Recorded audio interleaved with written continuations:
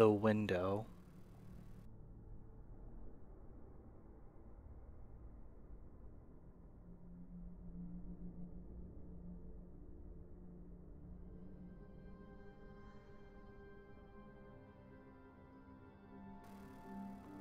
Many years ago, there was an old one-story house that stood at the top of a hill. The locals called it Croglin Grange, and the three young people lived there, a girl and her two brothers. One hot summer's night, they were all sitting out on the veranda, enjoying the cool air. They watched the sunset, and as the moon was rising over the trees, they decided to go to bed. A few hours later, the girl was lying in bed, unable to sleep with the heat. She was gazing out the window, watching the moon move across the sky, when something suddenly caught her eye. She saw two small lights moving through the woods near the graveyard at the bottom of the hill. They looked like the eyes of some strange animal, but she couldn't make out what kind of animal it was.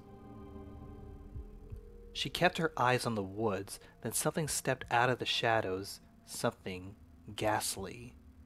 It was coming up the hill towards the house. For a few minutes, she lost sight of it. Then she saw it coming across the lawn towards her window. It looked something like a man, yet it didn't. As she watched it, the most uncontrollable horror seized her. She wanted to run from her room, but the door was right next to her window, and she was afraid the creature would see her. She wanted to scream, but her tongue felt like it was glued to the roof of her mouth.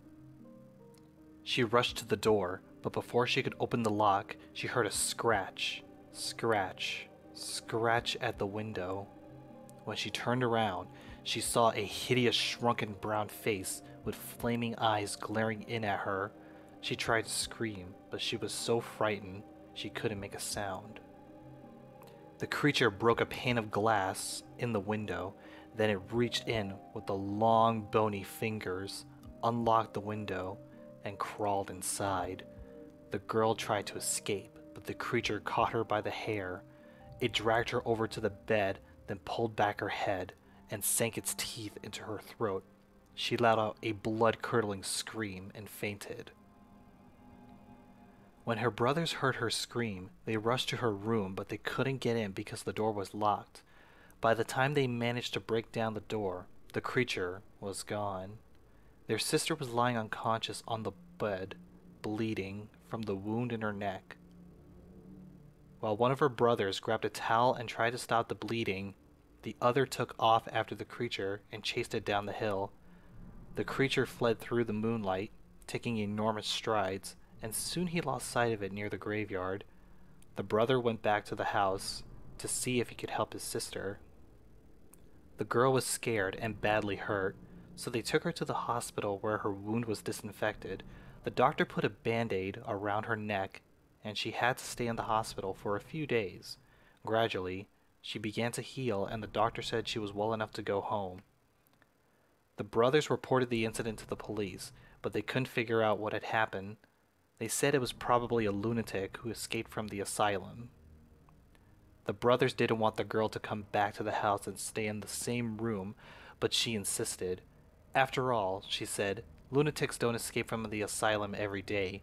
But just in case, the brothers slept in the room across the hall and kept loaded pistols on their bedside tables. The winter passed peacefully and happily, but one night, a couple of months later, the girl was awakened by the scratching sound at the window.